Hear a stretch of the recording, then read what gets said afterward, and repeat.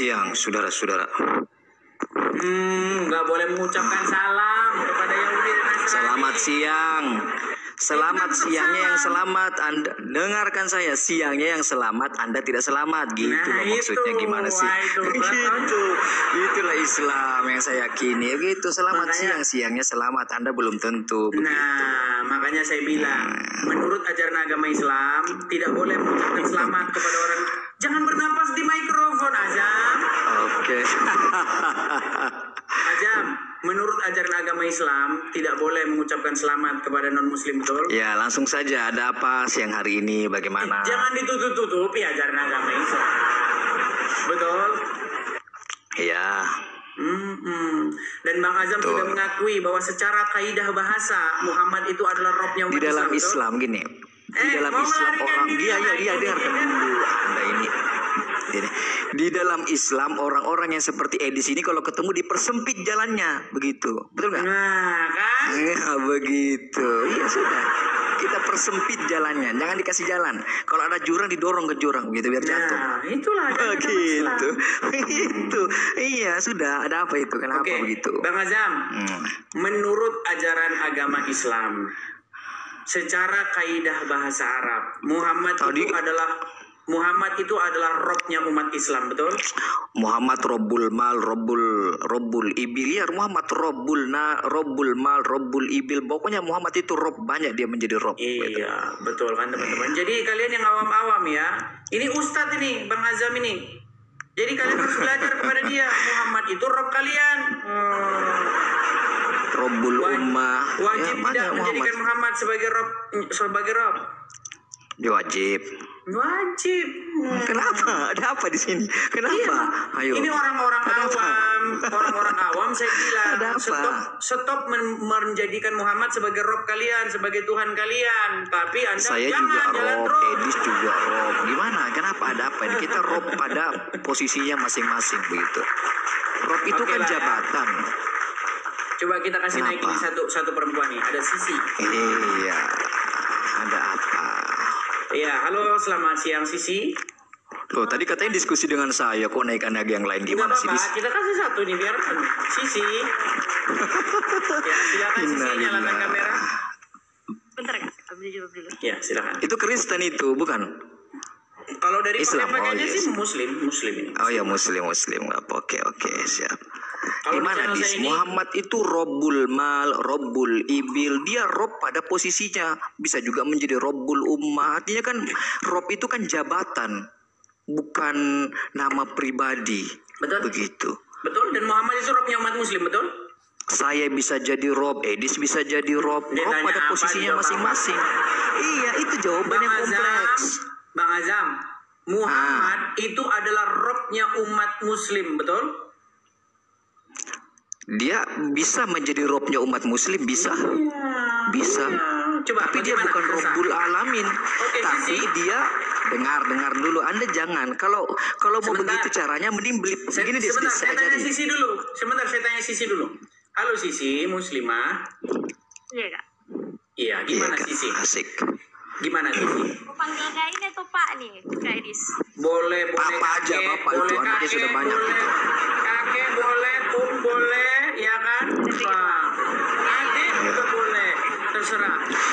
Iya, mau tanya apa ini, Pak Edis? Pak Gini, Edis. Sisi, tadi kamu kan sudah nonton ya, panjang lebar ya kan? Enggak, baru kak masuk. Oh, baru masuk, Ya. iya. Baru Kak masuk Jadi- Makassar itu, Edis. Oh, Makassar kak, oke baik. Iya. Saya orang Jadi- Toraja. Oh, Toraja. Toraja. Toraja pasti Toraja. Toraja di belakang nih. Banyak Muslim. Kristen Toraja itu, Edis. Muslim, berarti Nggak sempat mualaf. Tuhan Yesus ke sana. Sebentar ini azab nih ngomong terus. Sisi Muslim mualaf atau bagaimana? Muslim dari lahir. Oh, dari lahir, berarti orang tua yang mualaf. Orang tua juga, nenek buyut juga. Oh, Nenek sudah kedua dari itu sono-sononya sudah Muslim. Enggak, nenek kedua baru Muslim. Oh, nenek kedua baru Muslim. Oke. Jadi begini Sisi. Bang Azam jangan bernapas di mikrofon, sudah dibilang. Oke. Udah santai. Jangan kejang, santai. Gak apa-apa, nggak terganggu. Saya nggak merokok kan? Daripada saya Gini. merokok ya kan? Begini. Jadi ini seorang ustadz, Azam ini dia seorang ustadz, dia paham agama Islam. Saya sudah ngobrol sama dia sebelumnya. Dia sudah akui kok bahwa secara kaidah bahasa Muhammad itu adalah robnya umat Islam. Nah, sekarang ketika kalian orang Kristen berkata, ada lagunya Rhoma Irama, kenapa kamu menjadikan Yesus Tuhan kalian? Nah, sementara ini ustadz kalian sudah mengaku Muhammad itu Rob kalian. Coba saya tanya dulu Azam nih. Muhammad Rob, Allah Rob. Berarti berapa Robnya umat Islam, Azam? Allah Rabbul Alamin, Muhammad Rabbul pada sisi-sisi tertentu saja. Gini. Umat udah Islam, gimana? Enggak, Anda beri pilihan ganda aja. Begini, Dis. Kalau mau mendapatkan jawaban sesuai dengan keinginanmu, Anda berikan pilihan ganda. Dengar, Azam. Titik-titik, B, titik-titik, begitu. Dengar, Azam. Umat yang menjadi robnya umat yang harus kepadanya taat. Sami'na wa'tona, kami mendengar dan kami patuh. Muhammad dan Allah, betul nggak? Ya, terus ada apa? Jadi umat ini mereka berobkan kepada Allah dan kepada Muhammad, betul nggak? Umat ini sebenarnya berobkan bukan hanya saja kepada Allah dan Muhammad, tetapi kepada saya juga bisa, kepada Edis juga bisa. Umat ini robnya bisa menjadi banyak. Paham? Coba, apakah wajib umat mendengarkan Bang Azam? Kalau saya adalah guru mereka, wajib umat mendengarkan saya. Enggak, umat muslim wajib nggak hukumnya mendengarkan azan? Sebagian umat muslim bisa menjadikan saya sebagai rob. Tidak semua kan? Tidak semua kan? Iya, tidak semua. Tidak semua. Betul. Artinya Bang Azam bukan robnya umat. Yang robnya umat. Tapi tidak semua juga umat muslim menjadikan Muhammad sebagai rob. Bang Azam. Aduh. Oh, oke, saya hargai, silakan. Yang menjadi rob ada dua, Allah dan Muhammad, betul? Enggak juga. Enggak juga dibilangin. Anda pilihan ganda aja, kasih pilihan ganda. Atau kalau nggak ada pilihan ganda, pilihan janda. Kalau nggak ada pilihan ganda, coba. Ya, jadi intinya begini ya Bang Azam ya. Sisi, ini kita sebentar lagi mau ke kamu ini. Coba jangan dimatikan kamera dulu. Lanjut. Ya, tapi kamera wajib nyala. Kalau tidak nyala nggak bisa di sini. Ya, oke. Nanti ke kamu kok. Nanti akhirnya ke kamu. Nanti saya minta pendapat nih. Saya minta pendapat. Apakah Sisi ini setuju dengan perkataan Ustadz Azam bahwa secara kaidah bahasa Muhammad itu adalah rohnya umat? Sebenarnya pemahaman tentang Muhammad dan kita tergantung kita yang mahamnya itu kemana ini Kak. Kalau maksudnya betul kata Pak Azam, kita kalau kita merujuk ke kaidah ini bisa salah. Rab dalam penetapan tertentu itu harus dibedakan sebenarnya. Tergantung keyakinan dan bukan keyakinan si pemahaman kita kan Islam. Sebentar, saya agak sedikit sakit kepala. Ini gini, Sisi, apakah Anda setuju bahwa secara kaidah bahasa, setuju dengan Azam bahwa Muhammad itu adalah robnya umat Islam? Iya. Setuju. Nah, jadi begini, saya cuma mau bilang begini. Ketika kami orang Kristen, Bapa di surga itu rob kami. Yesus rob kami, Roh Kudus. Enggak, sejak kapan Bapak dan Yesus menjadi rob? Aduh. Ini lagi ngomong kok. Dengar dulu masalahnya begini. Masalahnya begini, di dalam Quran tidak ada huruf Tuhan, betul? Betul. Nggak ada huruf Tuhan, nggak ada. Di Bible juga nggak ada huruf Tuhan, nggak ada. Itu bahasa Indonesia. Nah, kata Tuhan ini bahasa aslinya di dalam bahasa Arab itu rob, betul? Betul? Enggak juga sih, tidak setiap. Tidak semua saya bilangin, tidak semua kok. Ada ilah, ada rob, betul? Ada ilah, ada rob, ya betul. Kalau itu betul. Sekarang kita ke kata rob ini, kata Tuhan, bahasa Arabnya itu rob, ya kan? Nah, makanya ketika kalian mempermasalahkan kami orang Kristen, orang Kristen, kenapa kamu mengatakan bahwa Yesus itu rob kamu? Bapak di surga rob kamu, Roh Kudus rob kamu, berarti rob kamu ada 3. Sekarang kalian bawa cermin gede-gede, bila perlu saya bawain dari bawa cermin yang gede-gede. Ternyata Muhammad rob kalian, Allah rob kalian. Berapa rob kalian? 2. Masih menang kami 3. Makanya gitu kami ya. masih lebih unggul 3. Kalian 2. Gimana? Ini temanya sebenarnya sudah basi sebenarnya, Iya, sudah sudah berkali-kali. basi. Tadi Tapi kan saya mau itu menanggapi terus yang Anaba dibahas. tadi sebenarnya. Anaba tadi saya menanggapi sebenarnya. Tapi nggak apa-apa, ini terus diulang-ulang. Oke, coba Sisi, ini gimana nih Sisi? Dia mau bahas Anaba ini Sisi. Kamu setuju Sisi bahwasanya kaum wanita itu nanti mendapatkan gadis-gadis yang berpayudara besar?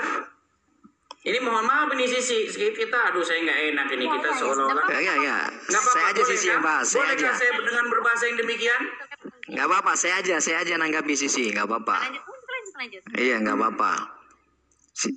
Kenapa? Ada apa dengan ayat itu, Dis? Ya.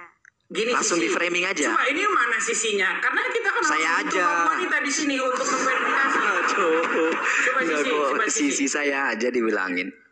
Lanjut. Iya, No, dia kamera nyuruhnya harus saya nyala. tuh. Gini Sisi.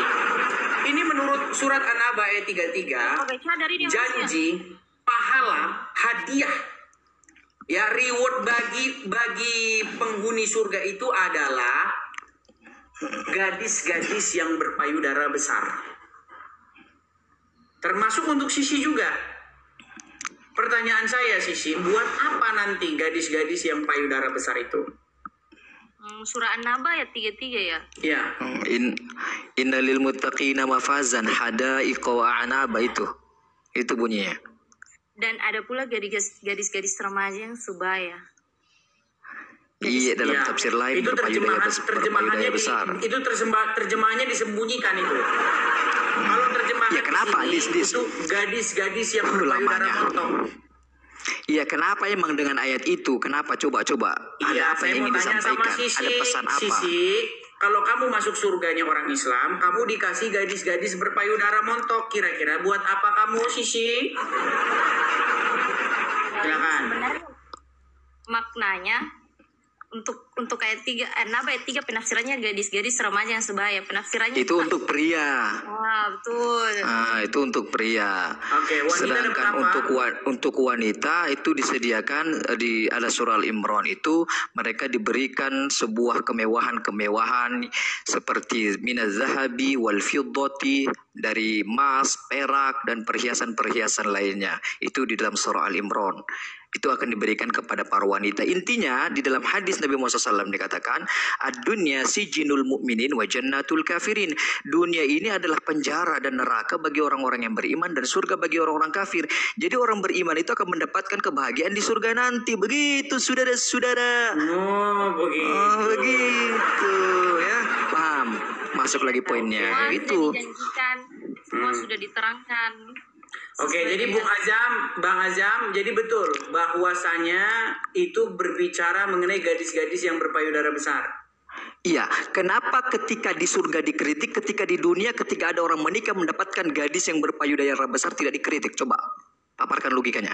Begini ya. Ya, silakan. Pertama-tama banyak saudara-saudara muslim ya dari kalian ini bilang katanya Bible katanya kitab porno katanya. Sementara Tuhan kalian menjanjikan gadis-gadis berpayudara besar. Nah, ya kenapa ketika itu terjadi di surga dikritik? Kenapa ketika ada orang yang mendapatkan hal tersebut di Artinya dunia begini, tidak dikritisi? Coba jawab. Oke, sekarang saya tanya. Ini kerjaan siapa? Orang yang menjanjikan gadis-gadis molek itu kerjaan siapa kalau di dunia ini? Itu Tuhannya umat Islam yang menyediakan daripada disediakan gadis peot. Di dunia ini, kalau dia janjikan gadis-gadis berpayudara besar, ya kan, gadis-gadis seksi, itu kerjaan siapa? Begini Dis, ketika dengarkan Anda tidak mengerti pertanyaan. Enggak, Anda nggak ngerti pertanyaan saya. Anda nggak ngerti pertanyaan ini saya. Dengar Ajam, Di dunia ini ada salah satu profesi yang dia itu menjanjikan perempuan-perempuan seksi, perempuan-perempuan yang ya begitulah ya, bahasa-bahasa seperti itu kepada pria-pria. Tahu nggak itu apa? Profesi apa? Kali Anda ditanya. Sebentar aja saya bantu. Aduh. Anda tahu mucikari nggak? Tahu mucikari? Tahu. Apa itu mucikari? Jadi saya tahu. Jangan Anda Sebentar. tanyakan itu. Apa pekerjaan mucikari? Jangan Anda tanyakan itu. Saya tanya, apa pekerjaan Jangan. mucikari? Penyedia wanita-wanita, pekerja betul? komersial. Oke, pekerjaan wanita. Begini begini pertanyaan saya. Aduh, Anda takut sekali. Jadi Anda kasih pilihan ganda. Kalau tidak mau dijawab, Anda kasih pilihan ganda. Aduh, takut kamu ini. Jadi begini Ajam, intinya begini. Sebenarnya saya itu saya nggak mau kok mengusik agama Islam kalian. Mau Tuhan kalian menjanjikan perempuan-perempuan seperti itu, yang seperti saya nanti mau ngomong dibilang penistaan. Gini, di Amsal pasal 7 ayat 18 pun ada yang begitu-gituan. Kenapa kok repot? Sabar Ajam, sabar. Dengar. Gini, ketika kalian mengatakan kepada Yesus kami bahwa Yesus kami menubuatkan Muhammad, ya sisi. Enggak, saya tidak menerima itu. Siapa yang mengatakan? Saya tidak terima. Ini Ustadz kalian ini? Saya tidak terima. Kasih Abdul Somad, saya tidak terima. Bang Azam official tidak terima mengutip-ngutip kitab lain untuk menubuatkan Muhammad. Masalahnya kan Bang Azam kan nggak terkenal. Aduh, cuman kurang terkenal aja. Cuman kurang terkenal aja sih. Abdul Somad mengatakan, kemudian siapa Ustadz Zakir Naik mengatakan, itu Ustadz terkenal, mengatakan katanya bahwa Yesus menubuatkan akan datang seorang nabi ya bernama Muhammad. Masa iya sih Yesus kami menubuatkan nabi yang seperti Muhammad? Ya nggak mungkin. Iya, lanjut temanya. Bagaimana? Jangan kemana-mana. Dengar. Yesus kan silakan, cepat. Pada hari kebangkitan orang tidak kawin dan dikawinkan, melainkan hidup seperti malaikat di surga. Saya nggak mau masuk surga yang begitu. Saya udah tersiksa di dunia, mau tersiksa lagi di sana. Sementara Muhammad kalian menjanjikan justru sebaliknya. Tapi ini pun nanti akan saya bantah dengan argumen Muhammad. Nih, ini Sisi, kamu jadi saksi ya, Sisi. Dengar Sisi. Ini saksi. Menurut Muhammad, kenikmatan tertinggi di dalam surga Islam itu apa? Melihat wajah Allah. Oke, memandang wajah Robnya. Itu kata Al-Quran. Kasih apresiasi dong, jawaban saya benar mulu kok. Oke, betul. Karena Anda Ustaz. Ya, karena Anda Ustaz, Anda mengerti ajaran agama Islam. Tapi, kesibukan penghuni surga Islam, apakah memandang wajah Allah atau memecah perawan? Yang ngomong memecah perawan siapa? Siapa yang ngomong itu Ustadz? Kenapa Anda lebih percaya kepada manusia, saudara? Loh, ini. Dengar nih. Main-main aja sih. Diskusi dengan di sini main-main aja kita. Sebentar. Maksud saya begini Sisi. Kalau kenikmatan tertinggi itu memandang wajah Allah, seharusnya umat muslim itu kesibukannya dengan kenikmatan yang tertinggi itu, yaitu memandang wajah Allah. Tapi sayang, kesibukan umat muslim bukan memandang wajah Allah, memecah perawan. Lihat nih ya. Nih. Nekat yang nyata nih dah. Basi saudara, sudah dengar. Muslimin. Tapi kata Rasulullah, kesibukan para lelaki nanti di dalam surga adalah malu saya ceritakan ini. Mau terus? Terus. Kesibukan para lelaki yang masuk surga di surga adalah memecah perawan istri-istrinya. Dalilnya mana itu, Dis? Oke, dalilnya. Dari pernyataan. Dalilnya. Ini dalilnya. Habis malam pertama dapatkan perawan istri, selesai ya perawan lagi. Enggak, dalilnya. Iya, dalilnya. Sebentar, sabar. Ini dalilnya. Dengar. Ibu-ibu nggak ikut dengar pengajian ini. Ini khusus bapak-bapak. Kata Rasulullah, maaf ini hadisnya sore. Tolong baca nanti dalam kitab Tamasya ke surga oleh Syekh Ibnul Qayyim Al-Jauziyah. Judul artinya adalah Hadil Allah ila biladil afrah. Rasul berkata, maaf, zakar laki-laki ketika dia berdiri karena syahwat selama 70 tahun berdirinya. Coba Sisi.